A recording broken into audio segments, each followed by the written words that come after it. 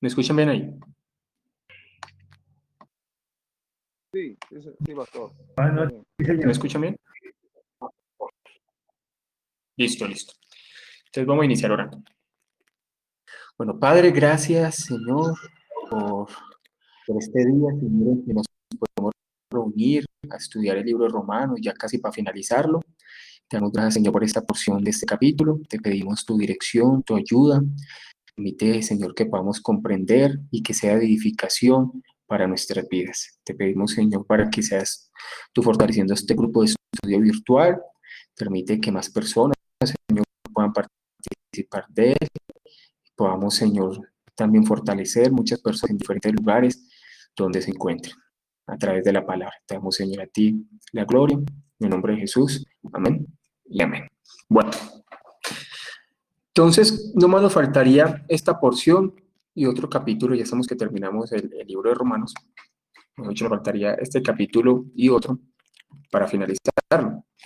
Como les había dicho, estos últimos capítulos son de aplicación y ya el último capítulo es como de saludos, pero toda la palabra, aún hasta los capítulos que nos parezcan a nosotros raros, ¿cierto? Como puede ser el capítulo 16, que es un capítulo de saludos, es un capítulo también que trae edificación para nuestras vidas. Todo lo de la palabra, aún hasta las genealogías, las doxologías, los saludos, las despedidas, tienen aplicación y son útiles para nuestro crecimiento como creyentes.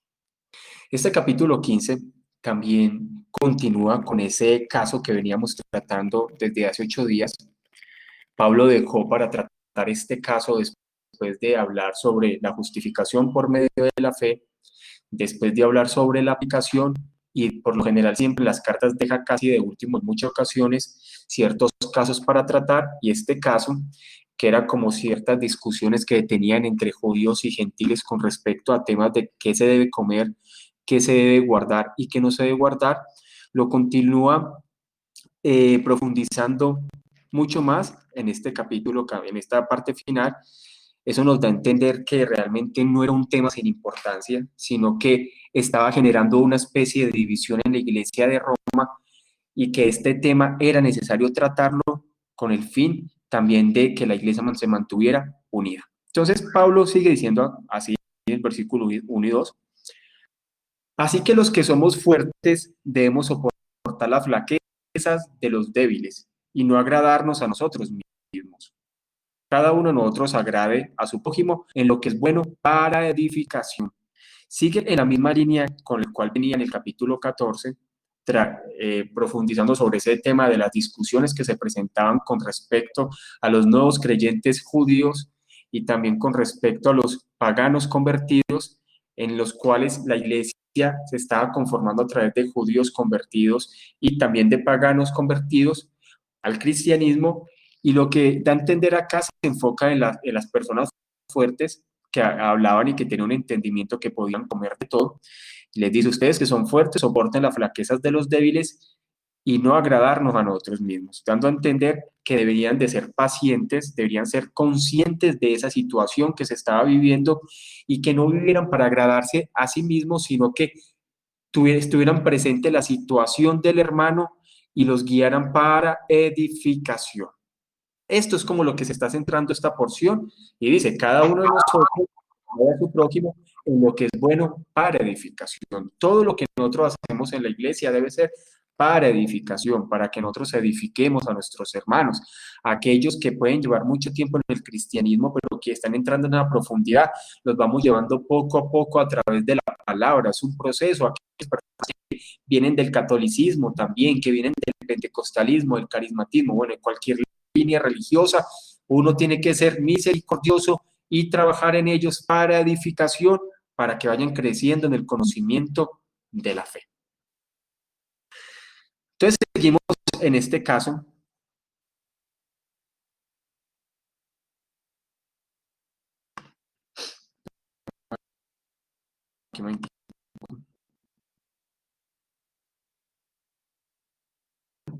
Hermanos, que es que últimamente la plataforma.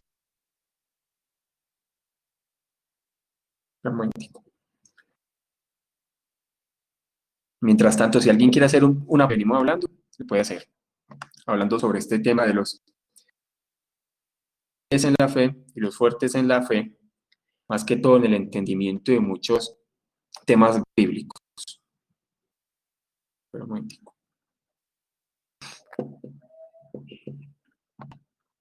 Listo, entonces, Calvino dice, al decir que no debemos agradarnos a nosotros mismos, quiere indicar que nadie debe tener por objeto satisfacerse a sí mismo, como quienes contentándose con su propio criterio. Esta advertencia es muy adecuada para la materia que trata el apóstol, porque nada impide más el hecho de soportar a los otros que el egoísmo de no buscar sino el agradecer a sí mismo innecesariamente, de tal modo que dejando a un lado la atención hacia los demás, únicamente sigamos nuestro parecer y afectos, y debemos es llevar a las personas, guiarlos, y en el tema de la iglesia no debemos menospreciar a las personas, sino siempre encaminándolos. Es lo que Pablo estaba diciendo. Cuando uno lee el contexto de todo lo que el capítulo 14 nos muestra, era eso. O sea, de que la iglesia se mantuviera en paz, se mantuviera preparando a las personas, guiando a las personas, y que en la iglesia no se produjera una especie de discusiones ni peleas, ni menos por ese tema, que lo que hacía era generar mal ejemplo para las personas de afuera. ¿Alguien quiere decir algo con respecto a esto? El versículo 3 al 4 dice, porque ni aun Cristo se agradó a sí mismo, antes bien, como está escrito, los vituperios de los que te vituperaban, cayeron sobre mí. Porque las cosas que se escribieron antes para nuestra enseñanza se escribieron, a fin de que por la paciencia y la consolación de las escrituras tengamos esperanza. Mire que este versículo 4 es un versículo también que tiene un gran, digámoslo así, un gran propósito para nosotros en este tiempo. Más que todo en este tiempo donde pareciera que el Antiguo Testamento no formara parte de la iglesia. Es impresionante lo que ha hecho la teología liberal. La teología liberal ha destruido por completo la teología bíblica. Antes vemos en las épocas reformadas antiguas las posiciones puritanas, como ellos veían todo el mensaje completo de Génesis a Apocalipsis. La teología bíblica es el plan de redención desde Génesis hacia Apocalipsis. Lo veían como un panorama completo. Hoy lo que ha hecho esta teología es destruir el panorama completo de Génesis a Apocalipsis, del plan de redención, y lo quiere el Antiguo Testamento como si solamente fuera una escritura de consulta, como si el Antiguo Testamento no fuera una escritura cristiana, sino que fuera una escritura judía. Por eso Pablo es muy claro al decir, porque las que se escribieron antes, las enseñanzas se escribieron hablando de aquello que está en el Antiguo Testamento, es para la enseñanza también de la iglesia en el Nuevo Testamento o en esa nueva dispensación, a fin de que por la paciencia y la consolación de la Escritura tengamos esperanza. Y cuando nosotros analizamos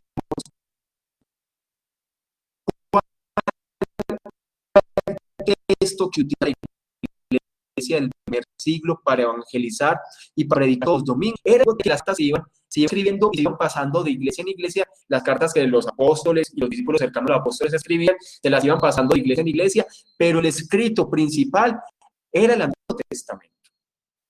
Entonces, a veces pareciera en este tiempo que el Antiguo Testamento no se debe predicar y solamente se ve como si fuera.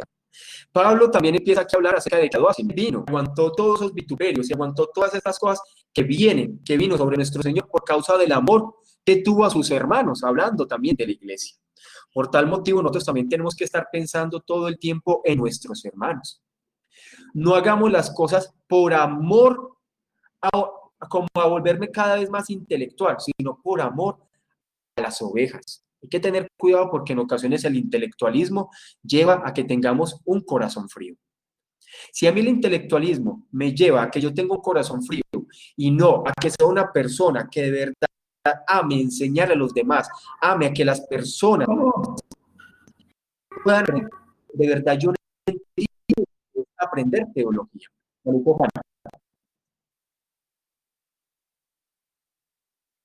Juan iba a decir algo. ¿Alguien quiere decir algo con respecto a esto? Bueno, No, bueno, no, Juan, señor, es que no me le salí y escuchamos. me sacó ¿Alguien quiere la decir algo? plataforma. Listo, listo. No hay problema, no hay problema. Entonces dice,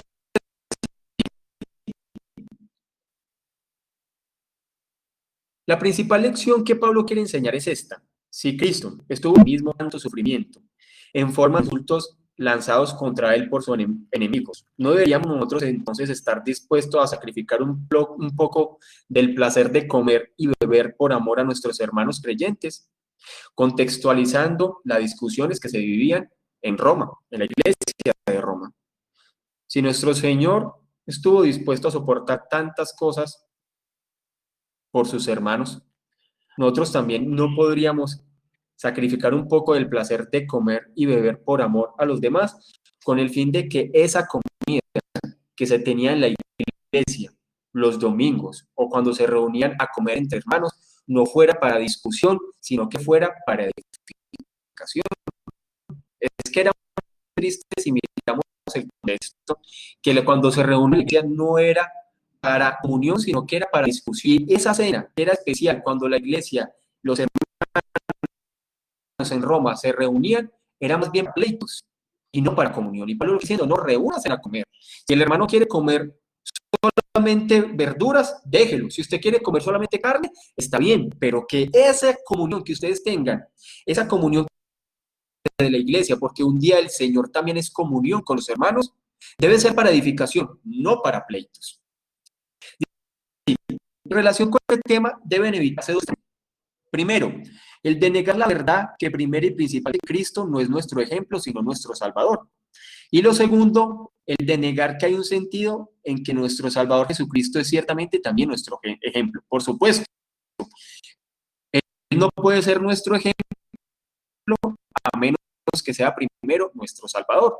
Nuestro Señor Jesús es nuestro Salvador, pero también es nuestro ejemplo a seguir. Y Pablo está colocando un ejemplo. Si nuestro Señor Jesús estuvo dispuesto a sufrir por sus hermanos, ¿cómo nosotros vamos a estar también dispuestos a guiar a las personas que tienen, a que apenas están conociendo del Evangelio y necesitan nuestra dirección y guianza?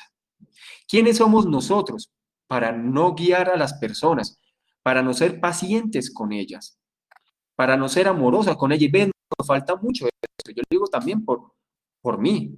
Paciencia y amor para enseñarnos a ser personas que seamos pacientes y amorosos para enseñar, porque cuando muchas personas llegan a la iglesia de donde vengan, vienen con muchas preguntas.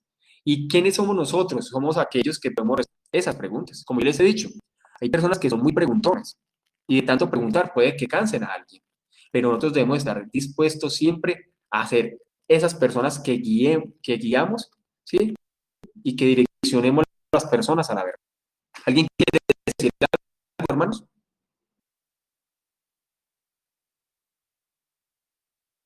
Un aporte, algo adicional Sí, pastor, pues respecto. el versículo 3 habla sobre, está Venimos citando hablando el desde hace 8 Salmo días. 69:9. No sé, alguien que ¿Me quiera decir con escuchan? respecto a estos versículos o una apreciación. Aló, aló. Sí, sí, sí, ahora sí. Sí, sí, Sí, sí, le pastor, escuchamos. que ahí está citando el Salmo 69:9, que es un salmo imprecatorio. Tiene que ver con es parte también de uno de los grandes salmos mesiánicos, donde vemos que Cristo nunca puso su propio interés en sus placeres o en su primer lugar, siempre fue eh, a servir, a ponerse en lugar de los otros. Por ejemplo, se puede hablar de que las escrituras no nos acostumbran a poner a Cristo como un ejemplo, como lo que estaba leyendo el pastor, porque las personas no se salvan por el ejemplo, ni porque nos santificamos porque vemos a Cristo como un ejemplo, sino que lo vemos es ejemplo, pero en relación con su gracia redentora, que esa viene de Dios. Y por eso es que llegamos a ser creyentes por medio de la fe en Él, en Jesucristo. Claro. Y yo tengo tengo siempre que guiar a las personas es a entender quién es Cristo, a que conozcan quién es Cristo. Hay algo que podemos caer el error los reformados, ¿cierto?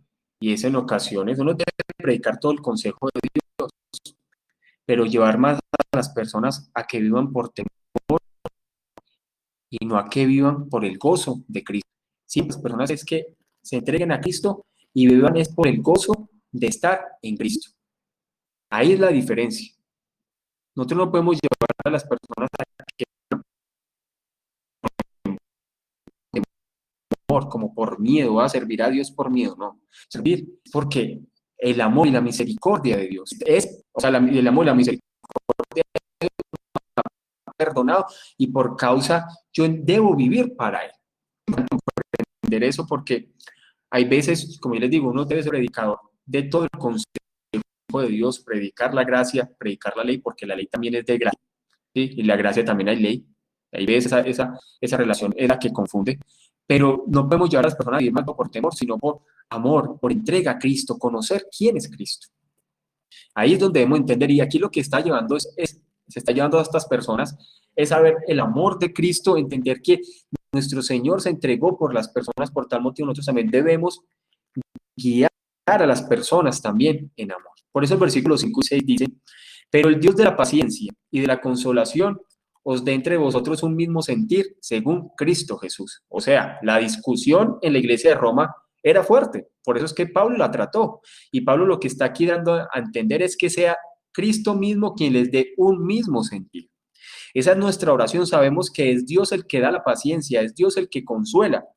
No hay nada, no hay ningún bien espiritual que podamos nosotros conseguir por nosotros mismos. Y Pablo, la oración que Pablo realizaba era que Cristo les concediese a la iglesia que estaba en Roma un mismo sentir, que pensaran igual, que no estuvieran ahí peleando por dificultades que él ya los estaba tratando y que la iglesia, tanto los judíos convertidos, los gentiles convertidos que estaban volviendo en discusiones sin sentido, pensaran en un solo, digamos así, en un solo enfoque y crecieran mutuamente como iglesia. Por eso el versículo 6 dice, para que unánimes a una voz glorifiquéis al Dios y Padre de nuestro Señor Jesucristo. Por eso cuando en las iglesias se empiezan a aparecer temas de división, pleitos, eso hay que tratarlos de una, hermanos.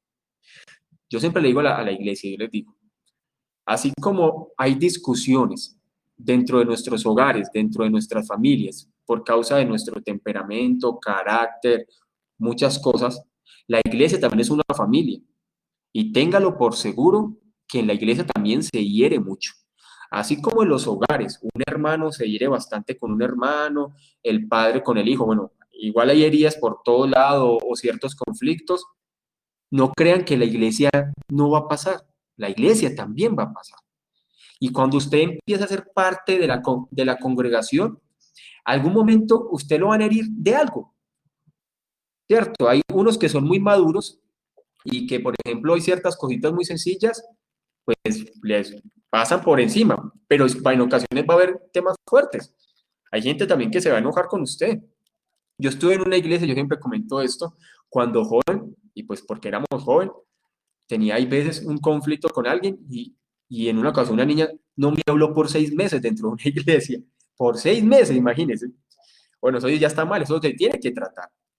Pero como yo les digo, hay dificultades que se tienen que tratar porque la iglesia siempre tiene que estar en armonía y creciendo. Y tenemos que ser grandes perdonadores, porque en la iglesia también se hiere bastante.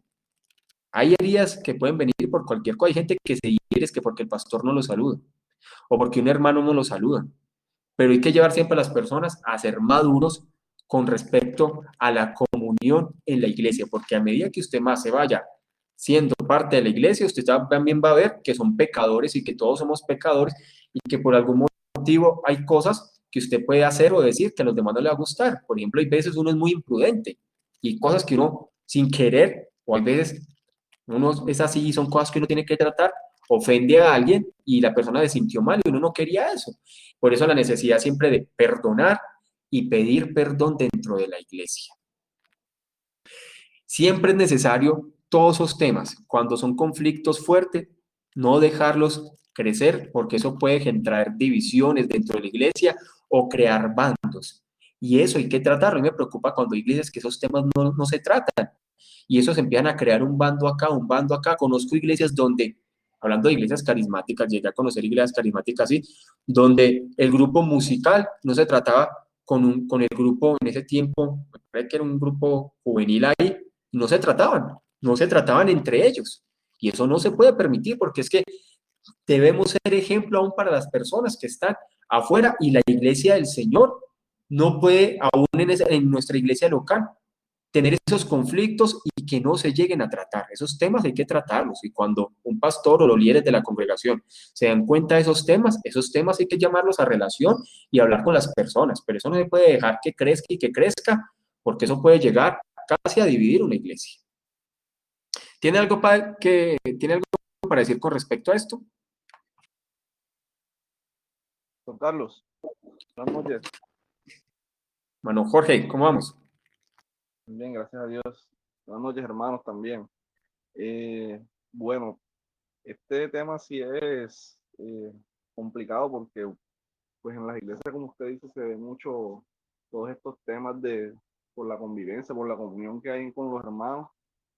Y sí, debemos tratar de dejar muchas veces nuestro egoísmo, como dice ahí, y tratar de hasta muchas veces sufrir el agravio, ¿ya? El agravio para no generar de pronto tantos conflictos, pero sí es bueno, como usted decía también, no dejar crecer también alguna situación, porque más adelante puede ser causa de un problema más grave o de divisiones y crear grupitos en la iglesia, porque eso se ve bastante.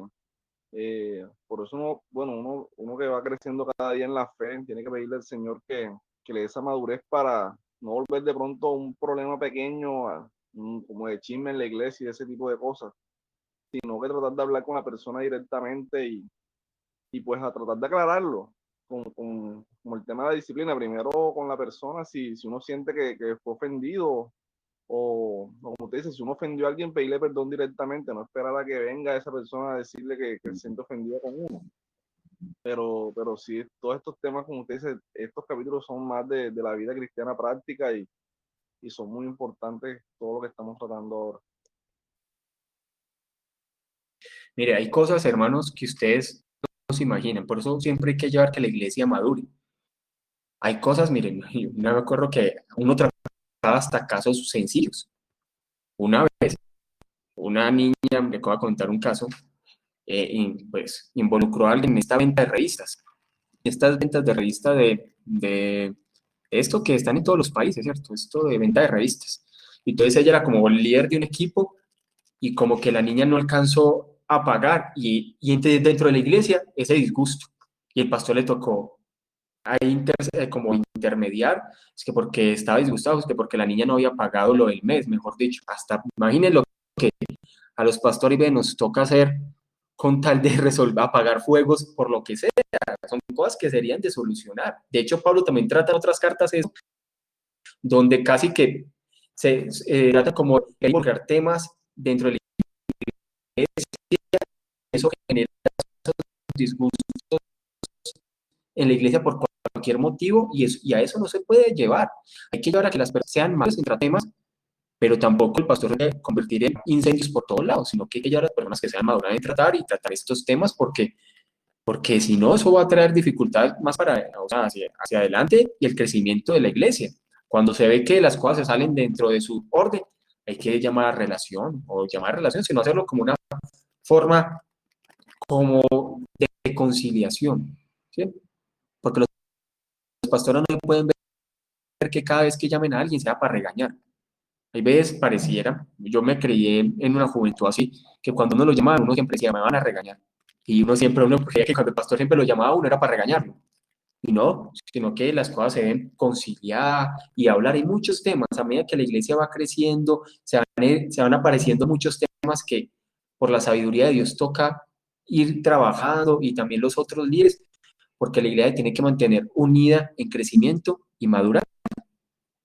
Dice Calvino, Dios es llamado de este modo por los efectos que San Pablo antes atribuyó a las Escrituras, por una muy buena razón, aunque algo distinta. Ciertamente solo Dios es el autor de la paciencia y de la consolación, pues por medio de su Espíritu hace correr en nuestros corazones una y otra. Sin embargo, para hacer tal cosa emplea su palabra como instrumento. En efecto, el apóstol nos dice que en ella está la verdadera paciencia y el verdadero consuelo, porque ella inspira y siembra en nuestros corazones su doctrina. Por eso la importancia de estar siempre exponiendo la palabra en cada momento a la iglesia y también mostrando la parte práctica. Esta parte práctica es necesaria, no solamente la parte doctrinal, la parte práctica es necesaria y debemos entenderla. Hay que clamar, por eso la importancia también de orar por la iglesia, orar por los hermanos, orar por los corazones, que sea Dios permitiendo que cada vez que se aconseja, sea Dios que las personas de verdad hagan caso al consejo,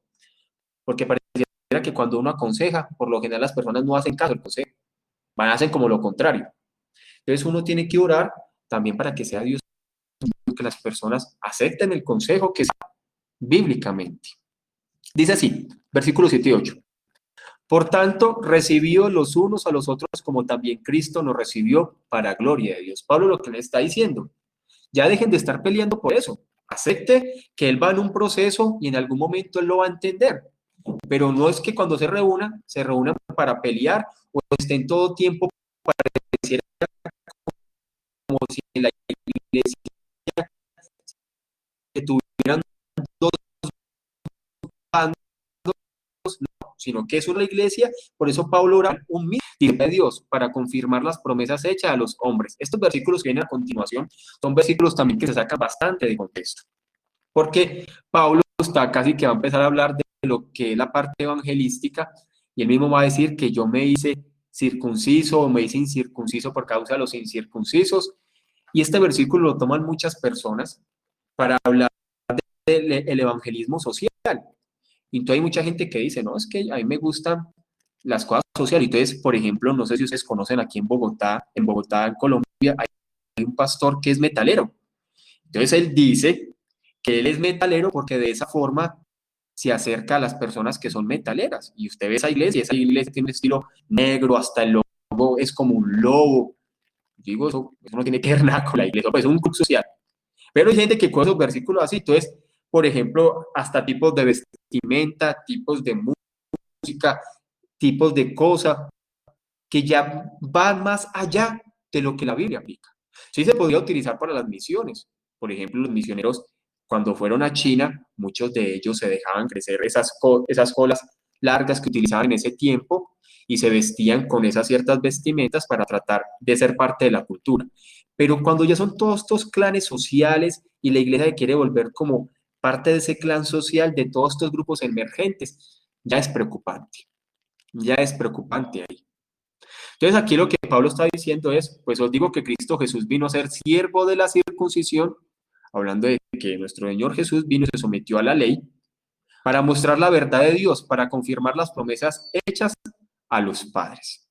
Entonces, como hoy en día vemos todo, la iglesia se está convirtiendo en una mezcla de retazos. Y entonces hay gente que dice, no, es que nosotros hacemos duro por tal motivo, la música de la iglesia tiene que ser tal, la vestimenta tiene que ser tal, la forma de hablar tiene que ser tal. Y entonces la iglesia se genera como una especie de subcultura y así vive la iglesia. ¿No? La iglesia, hay parámetros y hay cosas y hay parámetros reguladores en la palabra que yo no me puedo convertir en la iglesia e inclinarla hacia puntos que no lo dice ella. Hay principios reguladores en la palabra, hay principios reguladores, hay principios reguladores para la adoración. Todos esos extremos y todas esas tergiversaciones cada vez más esté uniéndose con todos estos movimientos emergentes. Y todos estos movimientos emergentes ya hacen parte de la iglesia. El feminismo, eso ya está metido en la iglesia. El evangelio social está metido en la iglesia. Los cristianos de izquierda están en la iglesia. Cristianos apoyando el homosexualismo, eso es lo que se está viendo hoy en día. Cristianos apoyando cualquier tipo de posición con tal de que sea por amor, está. Entonces la iglesia se convirtió en una mezcla de retazos, porque dice, yo me tengo que ser como ellos. Se tergiversa. ¿Alguien quiere decir algo? con respecto a esto?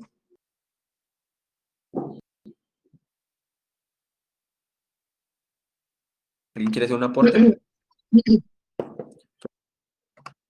Hoy hay Sí, mucho cristiano hola. de izquierda, como cristiano marxista. Sí, Sí, antes de que Florencia, bueno, ahorita, sí. un momentico, Florencia, antes de que dé su aporte. Por ejemplo, lo que está pasando hoy en Bogotá y lo que pasó en Chile, muchos cristianos están casi promoviendo y es casi que están de acuerdo con una insurgencia y casi como con un ataque a la institucionalidad, porque esas ideas para ellos, y ellos son cristianos, pero ellos dicen, no, está bien, yo puedo ser un cristiano de izquierda. Hay cosas que hay que analizar. Ahora sí, Lorencia. Yo tengo, buenas noches, yo tengo una pregunta, ¿no? En este caso, ¿no? De cuando usted dijo, ¿no? Que las iglesias como que están formadas por retazos, ¿no? Que yo entiendo que los O sea, que discípulos están de abriendo. Cristo eran, claro, dentro de un, yo no estoy hablando acá, por ejemplo, en el caso de que uno tiene que aceptar de todo, ¿no? Pero en el caso de cuando se forma una congregación, a veces las personas tienen diferentes personalidades, diferentes experiencias de vida, por ahí capaz uno va como metalero, el otro va como, no sé, con un traje y corbata adentro de una misma congregación. Ahora, lo que yo creo que no debemos los cristianos apoyar algo que realmente vaya en contra de la palabra. Después, más allá de eso, me parece que la persona puede hacer o vivir de la manera que le parezca siempre y cuando no contradiga la palabra de Dios y no imponga una idea que, digamos, filosófica o ideológica sobre la palabra, me parece a mí. Eso. Eh, no sé, a mí me ha pasado ayer, por ejemplo, que me encontré con un señor que no sabía que el hombre era cristiano porque lo veía en la calle y pensé que era un hippie de eso que tocaba música.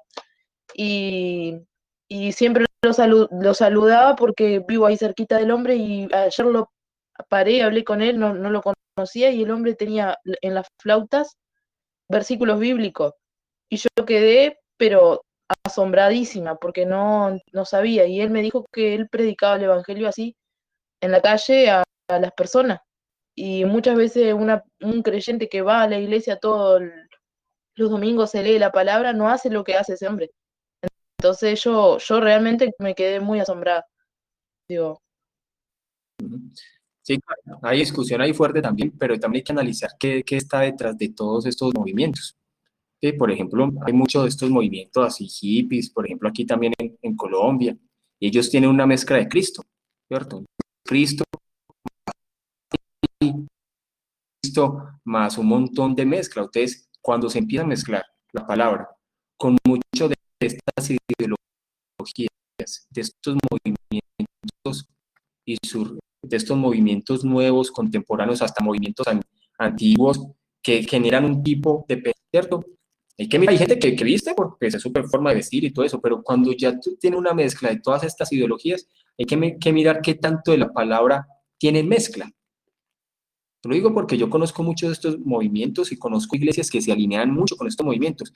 Y yo he visto que lo que he analizado, muchos de hijos de pastores, por ejemplo, en Bogotá, hace poco iglesia con un estilo muy diferente. Hasta que mi esposo y yo decíamos, la iglesia es para pocas personas, por la forma de vestir, la forma de la decoración afuera.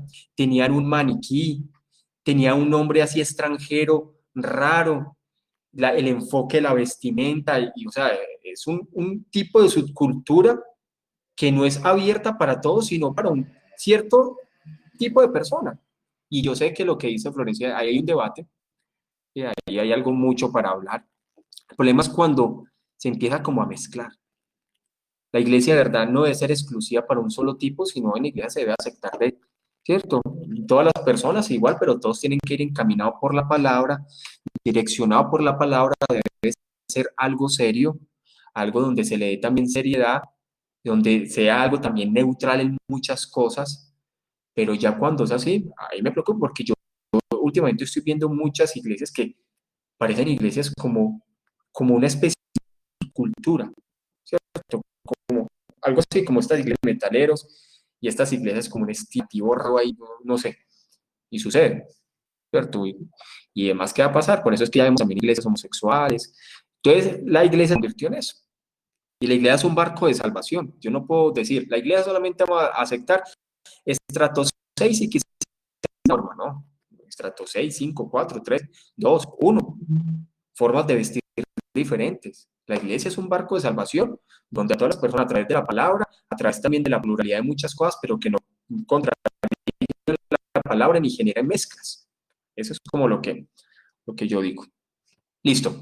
Hendrickson dice, se ha sugerido que la razón por la cual Pablo hace esta distinción entre Israel y los gentiles, bueno, por ejemplo, también, antes de hablar de eso, se me vino también a la mente algo, y es que también en ocasiones se han formado iglesias de solamente personas blancas y hay iglesias de solamente personas negras. Eso se ve mucho en Estados Unidos. La iglesia tampoco debe ser así. En la iglesia deben estar también blanquitos, negritos, amarillitos, todos. Pero en Estados Unidos se ve mucho eso. Hay personas, iglesias de solamente gente blanca, blanca, blanca, y también hay iglesias de solamente personas negras, negras, negras. Y no debe ser así. La iglesia es también, de todo, también color de piel, cultura, educación, estudio. No es algo exclusivo. Dice Hendrickson, se ha sugerido que la razón por la cual Pablo hace esta distinción entre Israel y los gentiles es que él está todavía pensando en los débiles frente a los fuertes, siendo los primeros en su mayor parte judíos y los últimos mayormente gentiles. Esta sugerencia puede andar cerca de la verdad, pero no habría quizá una razón más fundamental para explicar la distinción que Pablo establece. Es absolutamente cierto que nadie se salva a menos que no sea por medio de una fe personal en el Señor Jesucristo impartida por Dios, pero el modo de acercarse a un grupo difiere del que se usa con el otro. Esta distinción es claramente especial aquí, en Romanos, y también está Pablo hablando de la parte de las misiones. Ya con la parte de misiones, ahí sí es diferente, porque es que las misiones sí empiezan a ingresar en ciertos grupos determinados, que son ciertos grupos culturales que tienen un trasfondo histórico. Por eso los misioneros van y lo que hacen es hacer parte de ese grupo que también viene con trasfondo pagano, y es a través de la palabra irlos influenciando también poco a poco. El versículo 9 al 10 dice, y para que los gentiles glorifiquen a Dios por su misericordia, como está escrito, por tanto yo te comenzar entre los gentiles y cantaría tu nombre. Y otra vez dice, alegraos gentiles, y Pablo que está diciendo, sensibilizar a todo tipo de personas, a todo tipo de cultura, porque el evangelio debe predicarse a todo lado. A donde podamos ir, hay que predicar. ¿Alguien? Bueno, Michael dice, sí, totalmente. El tema de la izquierda es muy fuerte. La cuñada de mi esposa estudia en la Universidad del Valle y pues ella va mucho con las ideas de los estudiantes egresados que defienden y es miembro de una iglesia reformada. Eso es preocupante. Eso es un tema complejo también. Uno no debe influenciar a las personas por quién votar, pero también personas, candidatos que promueven el aborto y promueven lo que, bueno, ustedes saben que últimamente MacArthur está dando mucho que hablar, y MacArthur casi que le está diciendo a las personas que no voten por Biden y que voten por Trump. Bueno, yo diría que uno no debería hacer proselitismo político desde un púlpito, uno debe advertir y que las personas sean libres para elegir. ¿Sí? Pero eso sí, yo creo que el creyente no debe apoyar un candidato que apruebe el aborto o que apruebe, vamos a analizar. Muchos dirán, pero no, sí, bueno, eso ya es un tema de polémica, ¿cierto?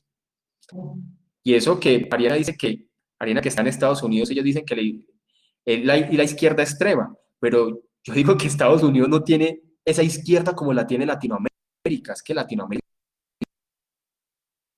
es muy agresiva, ¿cierto? Estados Unidos tiene una izquierda ahí medio, pero la que tiene Latinoamérica es impresionante, o sea, eso es con todo, y es la que está tomando nuestros países latinoamericanos, ¿cierto? Que hay un muy...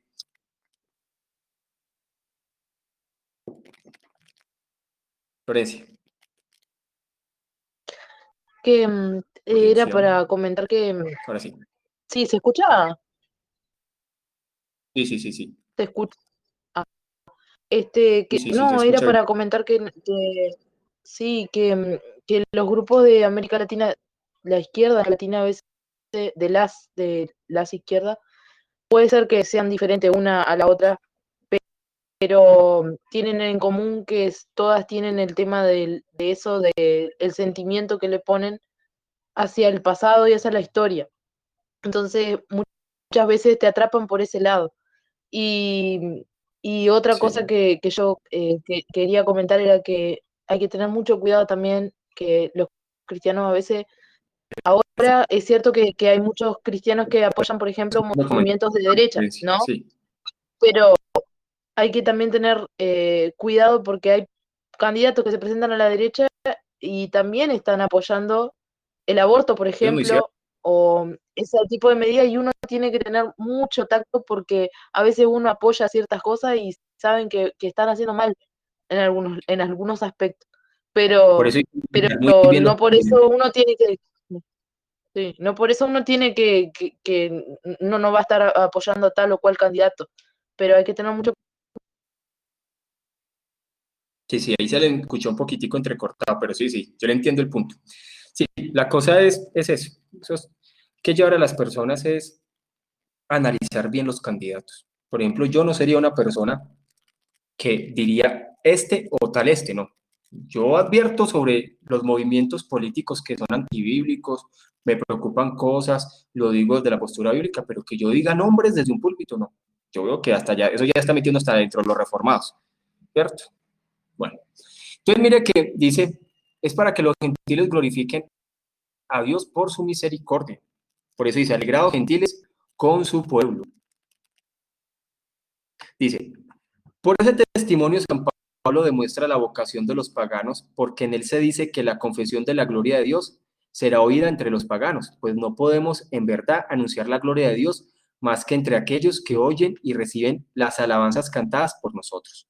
Por eso, para que el nombre de Dios sea celebrado entre los paganos, es menester que poseen el conocimiento de Dios y que ellos incorporen y se unan al pueblo de Dios. Es una declaración contenida por todas partes de la Escritura, la afirmación de que las alabanzas de Dios no pueden ser anunciadas más que en las congregaciones de los creyentes, cuyos oídos se han hecho y están preparados para esta melodía, y está hablando de la necesidad de evangelizar, y que también la iglesia está conformada de todas las tribus, lenguas, naciones y aún la cultura que hace parte de ellos, y sabemos que muchas de estas culturas tienen trasfondos paganos y es a través de la palabra donde se va mirando y se va analizando qué cosas van de acuerdo a la palabra o no.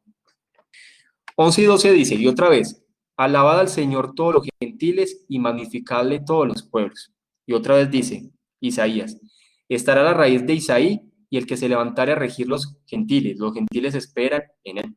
Pablo lo que aquí está enfocando es que el evangelio, la predicación a los gentiles se había dicho aún desde el Antiguo Testamento. Aquí Pablo está utilizando versículos de las tres divisiones que tenían los judíos, de la ley, los profetas, ¿sí? Y la parte de los salmos. Diferentes versículos. Está diciendo Pablo que el evangelio a los judíos o la salvación a los judíos no era algo nuevo, era algo que se había profetizado siempre desde mucho antes y está en la ley, en los profetas y en los salmos. Y hay diferentes versículos que habla, es que la salvación era para las naciones, para que se predicara a las naciones, y Dios tiene un pueblo de las naciones. Por eso dice, alabad al Señor todos los gentiles y magnificadle. Y dice, y en él se levantará a regir los gentiles esperan en él. Pablo está diciendo, la salvación ya no era ahora exclusiva para los judíos, sino que se había predicado que también era para todas las naciones, y Dios está formando su iglesia de judíos y de gentiles. ¿Alguien tiene algo que decir con respecto a los temas que hemos estado hablando? Mira lo que dice el hermanito. Uno es el Salmo 117, el otro es Isaías 11:10. Dice, para Pablo la esperanza es una expectación justificable, es el fundamento sólido de la bienaventuranza futura, es el móvil principal del valor y de la perseverancia de los creyentes. No solo para el escritor de la epístola a los hebreos, sino también, por cierto, para Pablo, la esperanza es el ancla del alma y firme y segura y que penetra hasta el santuario interno, donde está Jesús. Este mismo Jesús es aquella parte de quien las promesas hechas a los padres quedarían incumplidas sin quien los cristianos de entre los gentiles nunca podrían glorificar a Dios. Y es que por medio de Cristo sabemos que ahora ya no hay judíos ni gentiles, sino que Dios está formando un pueblo de las naciones. ¿Alguien quiere concluir diciendo algo con respecto a estos versículos que acabamos de hablar? ¿Alguna pregunta o algún aporte? Estos eran los versículos que teníamos para hoy. ¿Alguien quiere decir algo? Como les decía, igual estamos finalizando este tema de este caso y ya estamos entrando a la conclusión de la carta a los romanos. ¿Alguien quiere decir algo adicional o preguntar de lo que estábamos hablando? ¿Nada? Listo. Bueno, igual hoy tocamos varios temas que están como muy de este tiempo. Como Florencia iba a decir algo, que vi que encendió el micrófono. No, me queda medio mal formulada la pregunta que yo iba a hacer. Estaba pensando, usted dijo algo de la iglesia esa que es todo con oscura, con signos metaleros y todas esas cosas. El problema es Yo que una vez vi una por internet. sí, Claro, no solamente sí, la una vez, vestimenta, acá no es muy común. Sí, acá no es muy común eso, no es común. Entonces yo quedé pensando, entonces, ¿qué sucede, por ejemplo, con iglesias en otros lados del mundo? Póngale África, por ejemplo, donde ellos sí. tienen culturas completamente diferentes y, por ejemplo, alaban a Dios con tambores y tienen sus expresiones así que son completamente diferentes a las de acá y son otra expresión cultural. En ese caso aplicaría la misma regla. El problema es que no todo lo cultural debe ser parte de la iglesia. Ese es el problema. Por eso es que el carismatismo, eso es lo que ha hecho el carismatismo.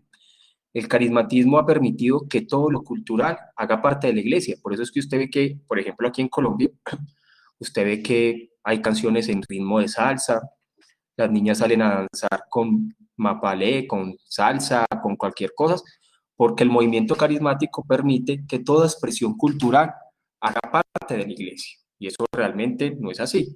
Hay que predicar el evangelio en las culturas, pero el tema de adoración es otra cosa. Hay principios reguladores para la predicación y la adoración dentro de la iglesia. Yo no puedo permitir que si yo voy a entrar a una cultura a predicar el evangelio, yo me hago parte de la cultura, ahora para el tiempo de adoración, yo voy a hacer que la cultura también permee mi adoración a Dios. Esa es la diferencia, por ejemplo, de las posiciones bíblicas. Y usted ve, por ejemplo, la iglesia reformada, por lo general, la parte musical es equilibrada. Y usted ve que la parte del servicio es un servicio equilibrado. Usted no ve que la cultura subyugue al servicio.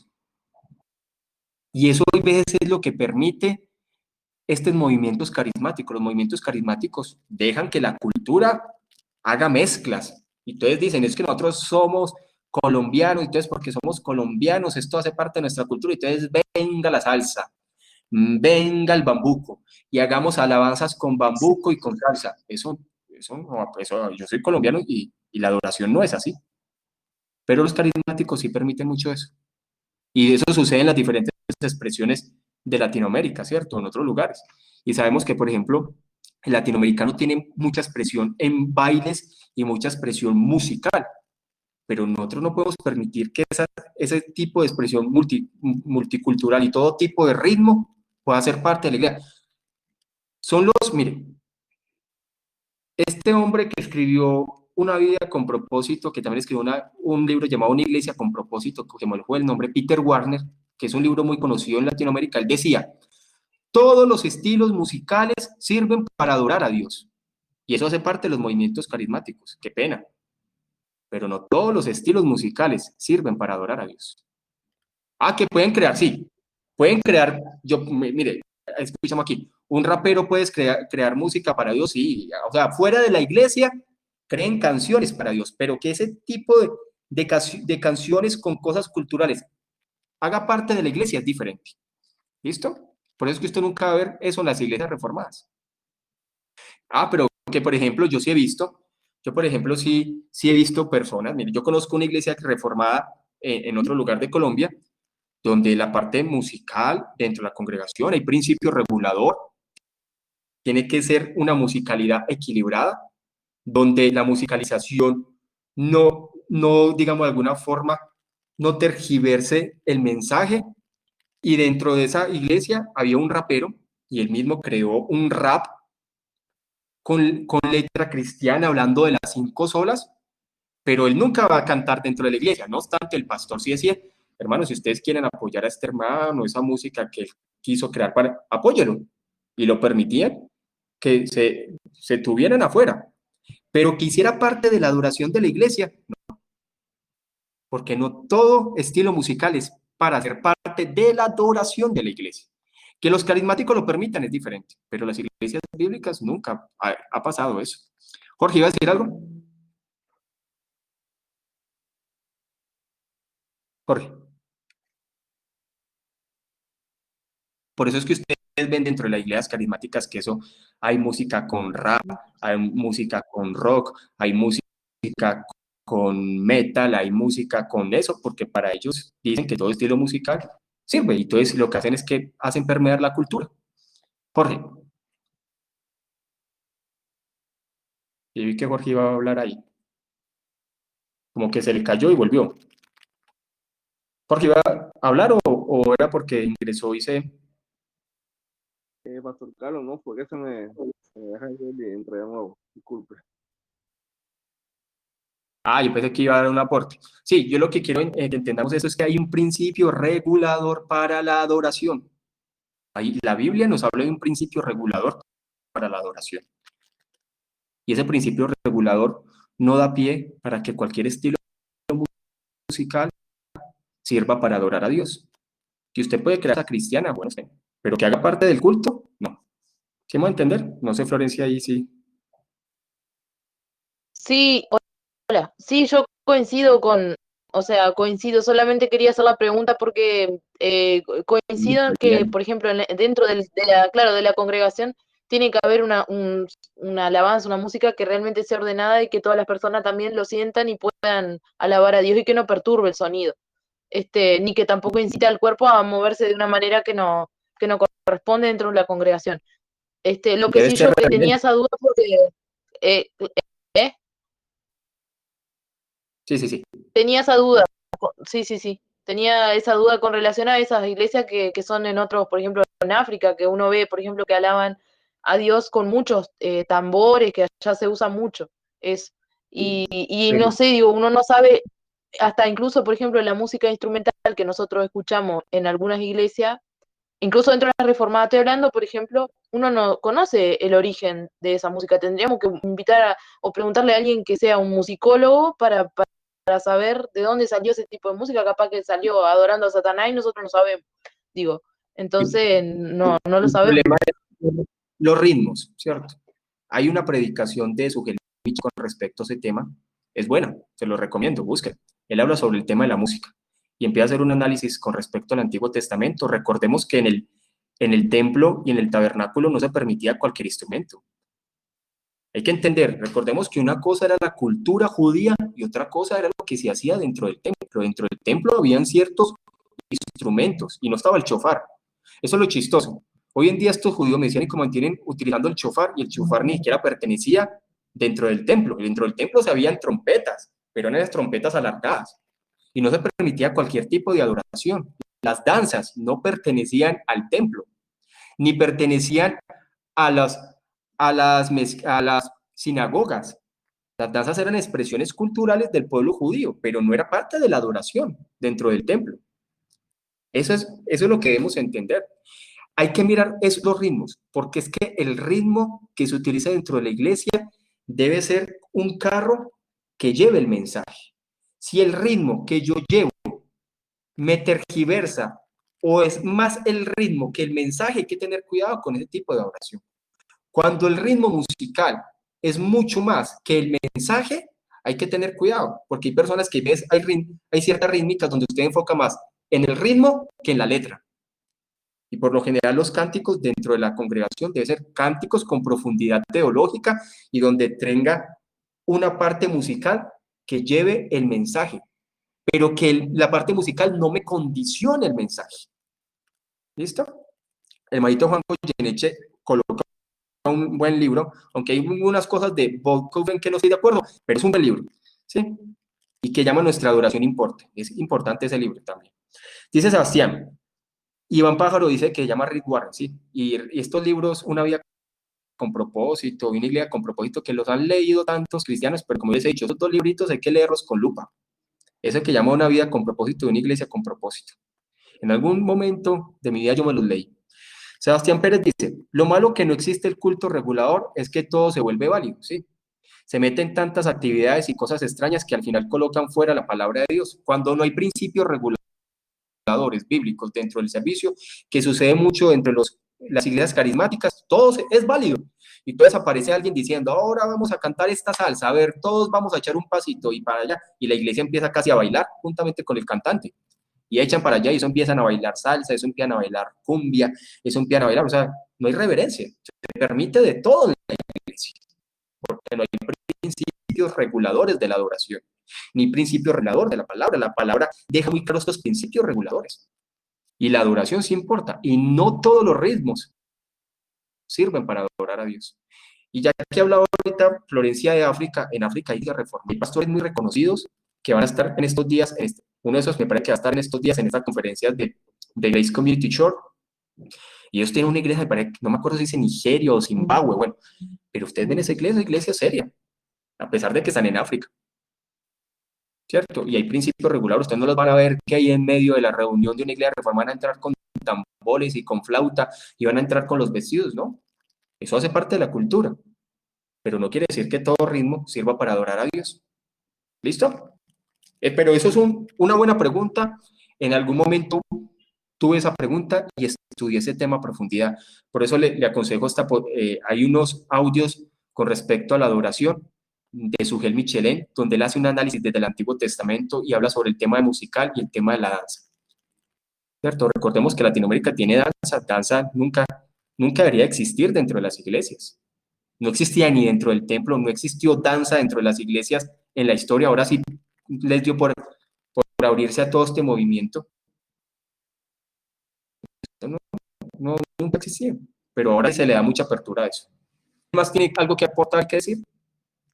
Pastor Carlos. ¿Quién más quiere decir algo adicional? Jorge. Sí, señor.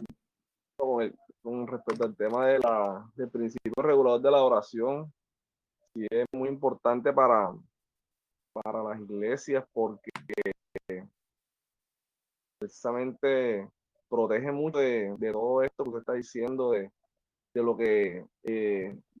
que sienten los líderes de la congregación, los pastores o las pastoras en este tipo de congregaciones, porque se da más que todo en las carismáticas, pero también en algunas reformas también se ve que empiezan a incluir como para darle más que todo gusto a la gente, a las personas que van, o para atraer más gente, también utilizan este tipo de estrategias de las bandas que parecen conciertos, las luces, las danzas, con las jovencitas que hasta ya llegan al punto de decir que las danzas son hasta proféticas, que hay un intérprete, hasta los pastores que interpretan los movimientos de las jovencitas, entonces no, que Dios está hablando por medio de esas cosas, entonces son cosas que ni siquiera en la Biblia aparecen, pero como ellos dicen, no, Dios no, ¿dónde dice Dios que lo prohíbe? No lo prohíbe en ninguna parte, pero entonces lo que Dios no prohíbe, entonces Él no lo está, o sea, no lo está prohibiendo, entonces uno lo puede incluir. O sea, es lo que más o menos quiere decir el principio regulador. El principio regulador, uno tiene que hacer lo que Dios manda estrictamente para la adoración, lo que Él pide, y lo que no dice, pues no se hace, pero ellos lo interpretan de otra forma. Lo que no dice, entonces Dios tampoco lo prohíbe, entonces por eso lo incluyen. Entonces eso es muy, muy importante para todas las iglesias, tener este principio para protegerse de todas estas cosas que están introduciendo en las iglesias, más que todo este tema de las danzas y los ritmos contemporáneos para la adoración. Mira, aún dentro de la reforma, ¿cierto? Aún dentro de la reforma, que son más estrictos en este tema, hay que analizar dos cosas. Recordemos que hay iglesias reformadas que no permiten instrumentos. Hay otras que nos parece bien los instrumentos. A mí me parecen bien los instrumentos. Pero yo, por ejemplo, digo, hay que mirar también, no irse ni tan contemporáneo, yo siempre, por lo general digo eso, no irse ni tan contemporáneo ni tampoco parecer que estemos en el siglo XVI, porque es que hay iglesias reformadas que parecen como si estuvieran en el siglo XVI, tampoco, o siglo XVII. Entonces, uno trata de, como decir, ni tan contemporáneo como se ve, pero ni tampoco que quede uno amarrado al siglo pasado, sino que hay ritmos que para ese tiempo, en el siglo XVI, eran contemporáneos, pero hay muchas iglesias que se quedaron y utilizan midis y cosas así pasadas, que usted entra a la iglesia, igual lo respeto. Yo le digo, lo respeto porque son muy serios, y yo sé que aquí hay varios que existen en iglesias reformadas donde utilizan todavía midis, pero tampoco ir al contemporáneo, ¿cierto? Tan contemporáneo, ahí tampoco.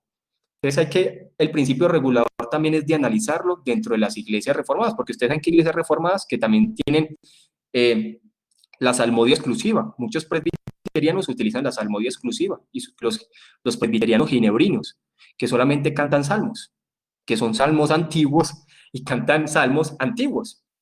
Entonces, miren que aún dentro de la reforma también hay una discusión, pero usted siempre va a ver dentro de las iglesias bautistas y presbiterianas ortodoxas, por lo general la parte de la adoración tiene un principio regulador que es equilibrado.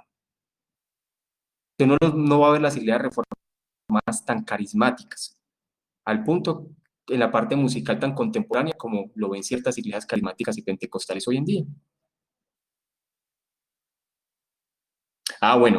Bueno, yo entiendo Martica, listo. Voy a explicar a Martica. ¿Qué pasa? Hay que mirar lo que dice con respecto a esto, y es importante que entendamos que una cosa es la cultura y otra cosa es la adoración dentro del templo. Cuando el pueblo judío, recordemos que el pueblo judío es una teocracia, por tal motivo, toda la parte cultural del pueblo judío también estaba influenciado por todo lo que vivía dentro del pueblo. No obstante, el pueblo judío también era una nación, era un pueblo, y las naciones y los pueblos crean culturas, crean cánticos, crean bailes. Por ejemplo, las culturas donde nosotros estamos, Colombia, tiene cánticos colombianos que solamente son de Colombia, como vallenato, el bambuco, y tienen expresiones culturales de baile, así como las diferentes naciones donde estamos. No obstante, en el pueblo de Israel había una gran diferencia entre lo que era la cultura judía y lo que se hacía dentro del templo. Dentro del templo no se permitía cualquier tipo de expresión que se cantara dentro del templo, ni las danzas eran permitidas dentro del templo. Eso nunca perteneció al templo, nunca ha pertenecido. No obstante, sí era una expresión cultural del pueblo judío. Hay que entender esa gran diferencia. Ahora, que aparecen en los salmos, sí, claro. Y en los salmos aparece que David danzaba, que David cantaba, pero usted nunca va a ver que en el libro de los salmos estas expresiones que se daban, culturales,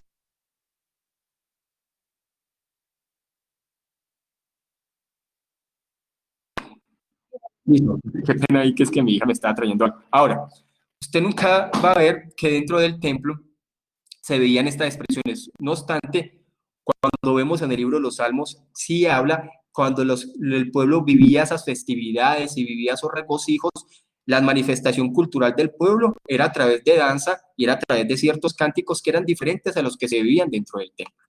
Ahí es donde nosotros debemos analizar ese tema. Ahora, en el Nuevo Testamento, cuando ustedes ven en el Nuevo Testamento, nunca se habla que las iglesias cristianas tenían danzas, ni tampoco se deja hablar, se deja una expresión que habla acerca de ciertos cánticos, sino que se dice con cánticos, con himnos, pero sí hay principios reguladores que vienen desde el Antiguo Testamento.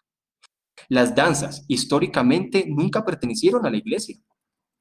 Las danzas vinieron como parte del movimiento, de este movimiento judío que se introdujo fuertemente en Latinoamérica. Ustedes ven en Europa las iglesias son pocas las que tienen danzas. En Estados Unidos son pocas las que tienen danzas, pero en Latinoamérica las danzas en las iglesias carismáticas abundan, porque el movimiento judío dentro de Latinoamérica abundó. Yo les he contado a ustedes que yo fui danzarín por mucho tiempo. Yo les dije, yo estuve metido en estos grupos de danza, y estos movimientos se iniciaron primero como un movimiento judío y después se volvieron contemporáneo. En mi juventud yo estuve en estos movimientos de danza dentro de iglesias carismáticas, ¿cierto? Dentro de la iglesia carismática cuando yo estuve. Entonces, ¿por qué? Iniciaban como un movimiento hebreo de danza hebrea y después se fue transformando a danza contemporánea. Pero eso es nuevo, eso lleva 100 años, eso nunca perteneció a la iglesia. Las danzas son relativamente nuevas dentro de las iglesias. ¿Sí? Gustavo Soto dice, David nunca hizo danza dentro del templo, siempre lo hizo en público, porque la danza no pertenecía al templo, ni todo tipo de melodía musical pertenecía al templo. De hecho, en el templo solamente se permitían 4 instrumentos, y no más. No todo tipo de instrumento era parte del templo. ¿Listo? Y cuando dice que David danzó, sí, pero era fuera del templo. Entonces, cuando me dicen que la danza, sí, entonces podríamos decir que cualquier tipo de expresión cultural de baile puede ser dentro de la danza, y eso es lo que permite el movimiento carismático. Entonces se permite que salsa, que bambuco, que ya champeta, que yo no sé qué, y lo vuelven parte de la adoración, ¿no? Que si van a crear una salsa cristiana, háganlo, y creen un disco con un mensaje evangelístico bien fuerte, pero los hermanos lo pueden comprar, pero que haga parte de la adoración pública, no. Sí, pero recordemos que el Salmo 150 está hablando de una festividad afuera, ¿sí? No es parte del templo, que con salterio, que con pandero, es más, el pandero ni siquiera pertenecía al templo, el pandero era parte de la expresión cultural hebrea como nación. Es que el pueblo hebreo era una nación y era su manifestación cultural. Ustedes nunca van a ver una iglesia reformada con danza, ¿cierto? Eso lo ven dentro de las iglesias carismáticas, más que todo. Lo que hay que entender es que una cosa era la cultura del pueblo judío y otra cosa eran los principios reguladores para el templo. Y lo mismo, usted en el Nuevo Testamento, usted no ve que las iglesias se formaron y ahora vamos a danzar. Eso no se ve nunca. No existe ni un versículo que hable de las danzas dentro de la iglesia del Nuevo Testamento. Eso es una mezcla que se está haciendo hoy en día. Preguntas. Miren el Salmo 150. ¿Sí? El Salmo 150 lo que habla es una celebración pública para ir camino al templo, pero dentro del templo era diferente. ¿Listo? Como les digo, busquen esos mensajes de Sugel Michelén que se llaman el tema de la adoración y lo van a ver. Por eso es que la importancia de la reverencia dentro de las iglesias. En las iglesias tiene que ser reverente, hermano. La predicación, el escuchar la predicación, todo tiene que ser reverencia. El problema es cuando convertimos las iglesias como una especie de entretenimiento y queremos estar entreteniendo a las personas a través de la música, y la gente sale cargada emocionalmente y no que el mensaje de la palabra toque hasta lo más fondo de su ser. Ahí está la gran diferencia. Por eso, como yo siempre les he dicho, ahí es donde se ven las grandes diferencias que se viven entre una iglesia reformada y entre una iglesia carismática. Preguntas, sí, pregunten, aprovechamos estos minutos y preguntamos sobre el tema. Igual, el tema del libro es repetitivo, ¿cierto? Ya hemos hablado mucho sobre este tema, lo recomiendo para que las mujeres y los hombres se lean este tema de la masculinidad y feminidad, que es necesario. ¿Quieren hacer alguna pregunta, algún aporte sobre este tema? Algo que quieran decir, algo que quieran hablar, preguntar. No más, listo. Bueno, entonces toquemos un poquitico, unos minuticos sobre este tema de la feminidad y la masculinidad. Este es otro tema que también podría mucha gente decir, no, pero es que es tema de cultura. Ustedes saben que este tema también habla mucho del pastorado femenino. Muchos de los que están acá saben que el pastorado femenino no tiene sustento bíblico por ningún lado. No hace parte ni de la historia de la iglesia, también es nuevo, con todos estos movimientos, ¿no? Antes se le llamaba la esposa del pastor. Miren, los pastores antes del siglo XX, la esposa del pastor era la esposa del pastor. Así siempre conocía el pastor y la esposa del pastor. Ahora, la esposa del pastor ya inmediatamente es pastor. Yo le he comentado que eso sucede mucho con mi esposita. Él me dice, no, es que es la pastora. Y yo siempre les digo, no, es mi esposa. Eso se mueva mucho entre los carismáticos, diferente. Una cosa del pastor, otra cosa es la esposa del pastor. no la pastora, la esposa del pastor. ¿Por qué? Porque es que Dios instituyó un orden tanto para la familia como para la iglesia. Dios estableció que el hombre era la cabeza del hogar y dentro de la iglesia, ya lo hemos dicho, el liderazgo es masculino, no obstante, las mujeres tienen mucho servicio importante dentro de la iglesia.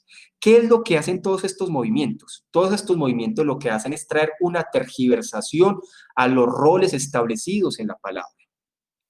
Cuando yo no entiendo los roles establecidos en la palabra, lo que se trae es mezcla, una mezcla constante.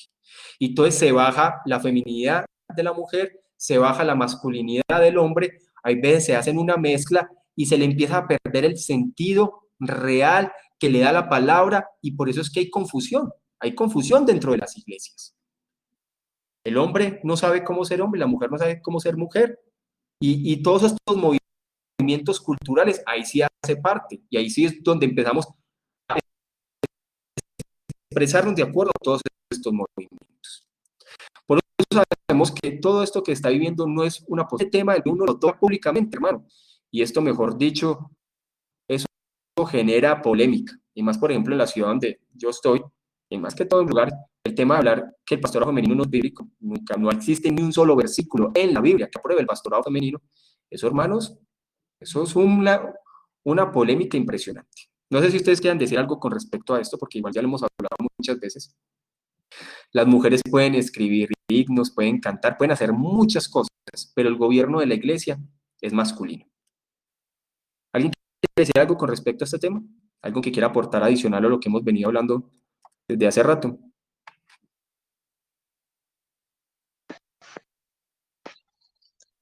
Sebastián, oiga, Sebastián casi no lo he escuchado hablar.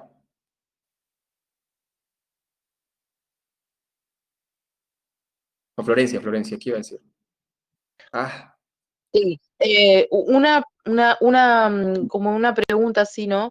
¿Cómo podríamos, los que somos creyentes, eh, cuando se nos presenta la situación, ¿no? De hablar con un no creyente, porque evidentemente los que no son creyentes ven la diferencia que hay entre un... ¿Está ahí, pastor?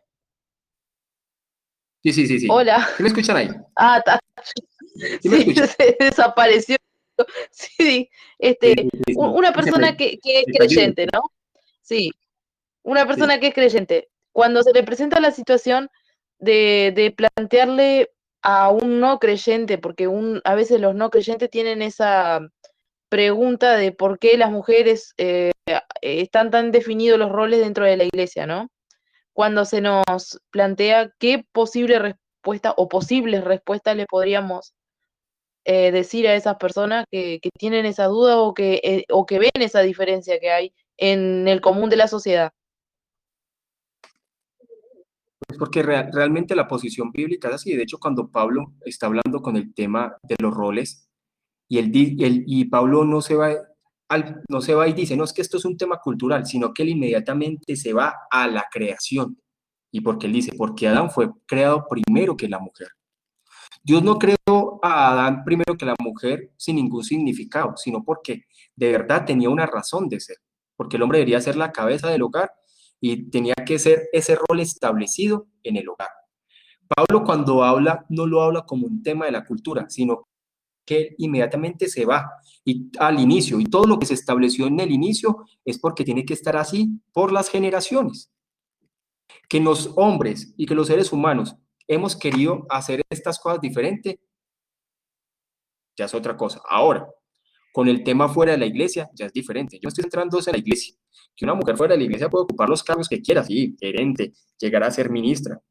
Bien. Estamos hablando es en el hogar y en el tema de la iglesia. En el tema de la iglesia, el gobierno es masculino, en el hogar, el hombre es la cabeza del hogar. Que a la mujer en este tiempo se le ha dado apertura a muchos temas. Claro que sí, y bien pueda, hay mujeres muy habilidosas. Pero nos enfocamos solamente en el tema de la iglesia y de la familia. Muchas mujeres están ocupando lugares de los hombres porque hay hombres que no han estado capacitados para eso. Deberían estarlo, pero estamos viendo que hay mujeres más capaces que hombres en ciertos lugares. Ahora, también puede suceder en las iglesias que existan mujeres que sean más capaces que los hombres para hablar, para aconsejar, pero la mujer debe honrar lo que está establecido en la palabra con respecto al varón. Y claro, y preguntas van a salir. Y yo sé que muchas mujeres dicen, pero ¿por qué? ¿Pero por qué eso es injusto? No, solamente que hay que establecer lo que está en la palabra. Y muchas mujeres cuando llegan, por ejemplo, hay muchas mujeres que llegan con entendimiento, pero hay unas que les cuesta comprenderlo. Pero cuando ven que es bíblico, porque es que en la Biblia no existe ningún versículo para el pastorado femenino, no existe por ningún lado, ni en el Antiguo ni en el Nuevo. Ellos empiezan a entender y poco a poco van comprendiendo que deben sujetarse a lo que está en la palabra. Entonces nunca va a haber una iglesia reformada con pastora, siempre va a ser la esposa del pastor. ¿Listo? Sebastián dice, porque conozco que hay personas que creen que la mujer no puede ejercer pastorado, pero sí creen que pueden predicar los domingos. No, es que la mujer puede escribir libros, predicar, puede ser, evangelizar, puede predicarle a mujeres, ¿sí? Puede predicarle a los niños, puede predicar afuera de la congregación, puede aconsejar a mujeres, pueden dirigir ciertas cosas devocionales o muchas cosas, pero la parte de la Asamblea General de la Iglesia, esa sí es dirección de los hombres. ¿Listo? Así siempre ha funcionado históricamente. ¿Alguien tiene algo que decir? Respecto a eso, lo que dice Sebastián, sí, hay personas que tienen esa posición, pero como les digo, es algo que ha permanecido así en las iglesias bíblicas desde el inicio, es que siempre ha sido así. Solamente es hace 100 años que todos estos movimientos emergentes son lo que ha venido a hacer la iglesia un montón de retazos. Ese es el problema. ¿Alguien más tiene algo que decir con respecto a este tema? ¿Alguna pregunta para que finalicemos y oremos? ¿Alguien de los que no lo he escuchado hablar hoy? ¿Quieren decir algo? Marco no lo he escuchado hablar hoy. Gustavo, Wilmer. Gustavo, ¿cómo vamos? Gracias, Carlos. Buenas noches. Bien, gracias a Dios y usted. Muy bien, gracias a Dios. No, solamente una reflexión, Carlos. Si usted estaba haciendo algo justamente de lo que yo estaba meditando, hay una proliferación de mujeres ejerciendo dentro de la iglesia ministerialmente cargos que no, para los que no han sido llamados, llamemos cargos, pues, o espacios, ¿sí? También hay una proliferación importante de enseñanzas acerca de las prohibiciones en cuanto a la mujer o para la mujer en cuanto a temas ministeriales, pero qué bueno que empezara a desarrollarse una enseñanza mucho más específica de cuál es el rol de la mujer dentro de la iglesia, ¿cierto? Porque, insisto, existe el mal uso en esta área, existe las enseñanzas acerca de la prohibición, pero también quedamos como en un estado de caos, o sea, cuáles son los puntos donde las mujeres pueden funcionar y que podamos enseñar, escuchar y enseñar acerca de cuáles los lugares donde Dios ha llamado a las mujeres para que puedan moverse, ejercer, enseñar, bueno, sería muy importante. Por eso ahora que se estaba haciendo mención de la mujer puede funcionar en esta área o en esta área o en esta área, es muy importante que eso empezara a desarrollarse, a crecer para que la mujer de pronto no entre en un estado de conflicto y aún nosotros los hombres también. Y claro, hay cosas cuando el hombre y la mujer entiende su rol establecido por Dios, tanto en el hogar como en la iglesia, es un hogar maduro y es una iglesia madura. Lo que dice Gustavo es muy cierto. Hay extremos, por ejemplo, como lo ven los carismáticos del pastorado femenino, pero también está el otro extremo donde no se comprende claramente cuál es la función o el rol dentro de la mujer dentro de la iglesia, y son muchos y necesarios. Por eso, como yo les digo, las iglesias reformadas, por lo general la mayoría son complementaristas. ¿Qué es complementaristas? Que ven la importancia y necesidad del complemento de las funciones de la mujer dentro de la iglesia, que son variadas y muchas, por ejemplo, ministerio infantil, ¿cierto? Con los niños, en la parte musical, pues, de instrumentos, cantar, predicar a mujeres, consejería a mujeres, evangelismo, servicio. Hay iglesias donde parecieran que las mujeres solamente están para el servicio, ¿no?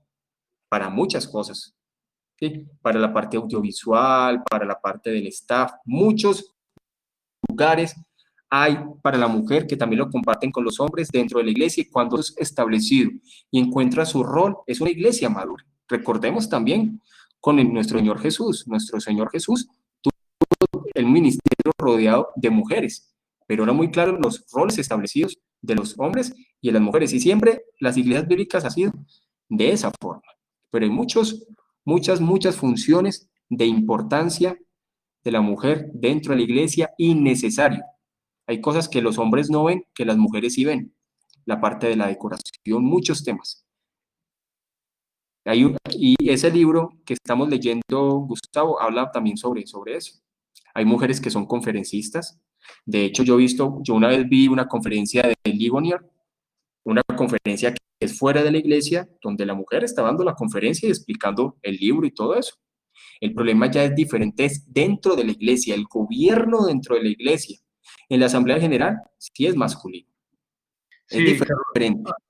Así es, y bien que usted haya hecho ese apunte, porque yo he venido leyendo el libro hasta donde nos ha indicado, y me ha parecido demasiado destacable eso. Sí, no solamente es el hecho de la prohibición, sino que se ha empezado a dar una ubicación exacta del rol de la mujer dentro de la iglesia, y ha sido muy importante, muy interesante todo eso. Por eso yo también digo que las mujeres deben capacitarse también en teología, pero principalmente son los hombres. Escuchen esto, las mujeres también deben capacitarse profundamente en teología, pero la labor principal, por eso es que ustedes ven en ciertos lugares que los institutos de preparación ministerial es masculino, en ciertos lugares, pero hay cierta preparación teológica que es necesaria a las mujeres, pero debe ser principal del hombre. Y me preocupa cuando hay iglesias que las mujeres tienen más anhelo por la parte teológica que los hombres. Debe ser al contrario, los hombres dentro de la iglesia deben ser los que tengan más pasión teológica que las mujeres y se preparen. Pero también viene de cómo se vaya dirigiendo la iglesia. Maito Juan Goyeneche habla de Aviva Nuestros Corazones de Nancy de Moss. Eso no lo he leído, pero como le digo, hay escritores, hay mujeres que escriben, hay escritoras dentro de la Reforma muy buenas. Hay una pareja de esposos. Ellos han escrito varios libros que me olvidó y ellos andan dando conferencias y son muy buenos. Me parece que la familia fue el nombre. Y ellos tienen un montón de conferencias muy buenas. Sí, Florencia, dice Nancy de Moss hace una conferencia anual, sí, claro.